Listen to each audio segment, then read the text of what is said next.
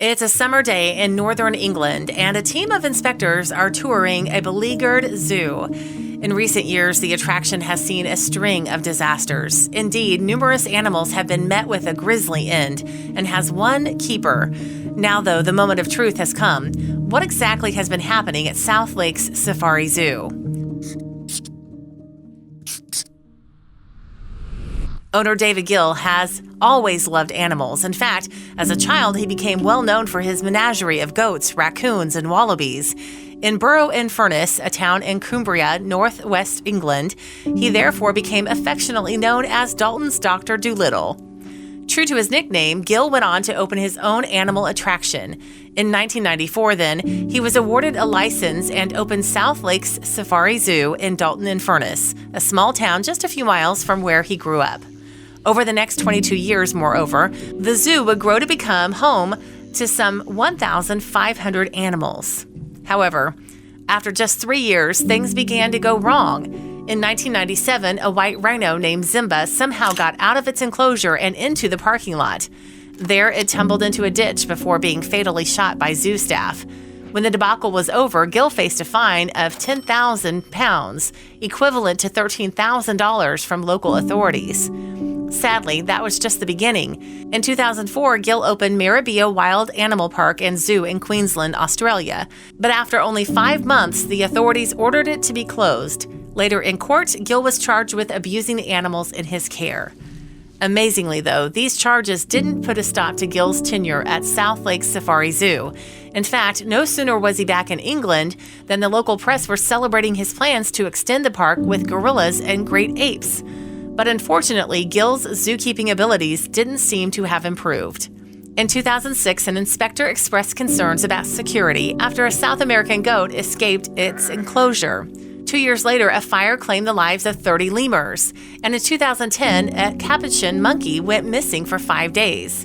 On top of those incidents, a local council cautioned the zoo over poor hygiene facilities and a bizarre choice to display snakes in the food area. Despite these concerns, however, South Lakes Safari Zoo remained open, with local authorities repeatedly renewing Gill's license. Then in May 2013, tragedy struck. Sarah McClay, a 24-year-old zookeeper, was fatally mauled by a Sumatran tiger named Padang. At first, McClay's devastated family were told that she had made a terrible mistake and wandered into the tiger's enclosure. However, it soon emerged that she had actually been standing in the keeper's area at the time of the attack, and that Padang had entered through defective doors. 3 years after McClay's death, South Lakes Safari Zoo was fined £225,000, $293,027 for violating health and safety laws. However, Gill himself was not deemed personally responsible for the tragedy. Despite this ruling, though, the situation at the park was beginning to unravel. Also, if you have not done so already, please subscribe to our channel and click that notification bell to get inspired by these animal stories every day. Now, back to the story. In the summer of 2016, inspectors began to arrive at the zoo, where they were shocked by what they found. Concerned then about the safety of both staff and the public, they advised the council not to renew Gill's license. That July, his application was therefore declined, although a legal loophole allowed him to keep the zoo open and reapply. As the council considered Gill's new application, however, inspectors issued a report detailing the full horror of the conditions at the zoo.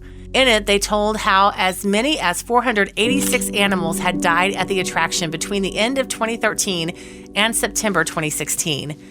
Shockingly, this amounted to 12% of all animals present each year. The list of tragic deaths was heartbreaking to read. On one occasion, 2 rare snow leopard cubs were discovered dead in their enclosure, having been partially devoured by other leopards. Another time, an African tortoise died of shock from electric fence. Meanwhile, birds and lemurs were killed by the zoo's miniature train, and a dead squirrel monkey was found trapped behind a heater. In 2016 alone, incidents included a jaguar biting off its own paw following an injury, a lemur drowning, and many more deaths from either trauma or starvation. The report was clearly damning, and Gill's license application was rejected in March of 2017. Sadly, though, this was not the end of South Lakes Safari Zoo. Instead, a new management company was appointed, and the gates remained open. What's more, the chief executive was one Karen Brewer, the same woman who had been in charge of the zoo alongside Gill since January of that year. But although the zoo remained open, some staff had clearly had enough. Whistleblowers began to come forward, reporting on the awful conditions there. You'd come in the morning and think, what's dead or escaped? One insider told The Guardian in 2017. Another, James Potter, claimed that nothing had changed under Brewer's management, and in March that same year he went to the local council to voice his concerns. Apparently, the zoo struggled to provide enough food while operating a pecking order in which the most popular animals were looked after the best. Then another ex-staff member came forward with some even more disturbing tales. According to her, animals would be left to die in order to save the expense of ringing a vet, while inbreeding had left many of the zoo's inhabitants horribly deformed. Worryingly, she also claimed that Brewer had ordered them to carry out superficial cleaning tasks before each 2-hour inspection. Unbelievably, furthermore, Brewer's approach seemed to work. When the same inspectors returned to the zoo, they were apparently impressed by the improvements that new management had made. In May of 2017, then, Brewer's company was granted a license to continue operating the zoo. For their part, both Brewer and Gill claim that they have been treated unfairly. They have also said that the high animal death rate is par for the course in zoos. But animal rights groups disagree and continue to campaign for the attraction's closure. Meanwhile, South Lake Safari Zoo remains open, welcoming visitors in droves. If you liked the video, please give it a thumbs up and consider sharing it with your friends and family. Thanks again, and we'll see you in the next one.